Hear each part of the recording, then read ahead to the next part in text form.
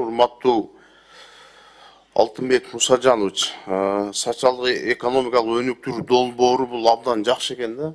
Анан бул эми 500 миллион сиздерге түшөт да биз колдоо берсек турабы? Анан аталган жанагы долбоорлорго бөлүнөт.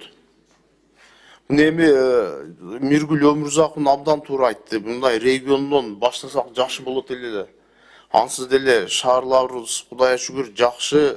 Мына Баткен областында бир топ көйгөйлүү маселелер бар да.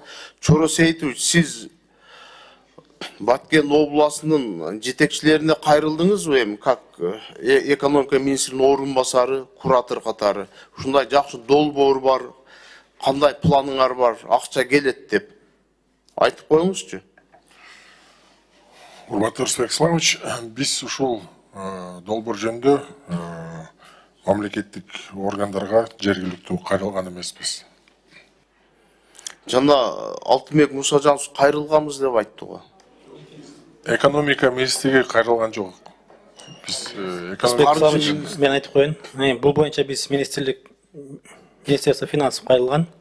Бул жөнүндө мен биздин өзүбүздүн атайын катыбызды дагы сиздерге жиберебиз. Анан экинчиден бул тизме болжолдуу. Эгерде кошумча сунуштар мындан кийин да болсо, биз кайрадан карап чыкканга да даярбыз. Эгерде региондордон бизге сунуш келип түшүш керек, турабы? Ири көлөмдөгү губернатордон, облус администрациядан, Ооба. Эгерде ири көлөмдөгү долбоорлор болсо, биз карап чыкканга даярбыз. Эми жанагындай саламатсыз сатуу тармагынын имараттарын кура турган долбоорлор да бул деле чоң долбоорго кирет. Ушундай долбоор менен кайрылса болобу? Болот. Бизде, например, саламатсыз сактоо министринин орун басары турат. Баткен областында имараттар жетишпейт. Имараттардын абалы абдан начар. Мына бизде Кызылкая шаарында төрөт үйү жок эсебинде, койка жетишпейт. Кадамжай районунда деле ошондой. Население 350 миңге барып калды. Ноокаттан келет Кызылкаяга вообще проблема болуп атат да, ачык айткандачы. Анан мына Кадамжай шаарынын дагы, Кызылкая шаарынын дагы төрөт үй курганга долбоору проекттери даяр, местасы да аныкталган. Ушуну жазып, сиздер бир сунуш берсеңиздер, ушундай долбоорлор келип калса. Андан тышкары бизде мына Кадамжай районунда өзүңүз билесиз, сиздердин балансыңыздарда туберкулезный больницанын имараты чоң территориясы менен турат. Күндөн күнгө бузулуп атат. Андан тышкары Айдеркен шаарында мен канча жолу айттым, жөн эле жатат ошол имараттар. Же жергиликтүү бийликке өткөрүп бериш керек, же ошол имараттарды сиздер бир конкреттүү түрдө ремонт кылып, бир жакшы медициналык борбор кылып коюш керек. Детский отделениябы жана башка, мына онкология деле жок, онкология борбору жок Баткен областында. Бүт Бишкек шаарына келип атат. Онкология оорусу менен ооруган эң көп Баткен областында болуп атат. Өзүңүз жакшы билесиз, статистика боюнча боор ооруу менен.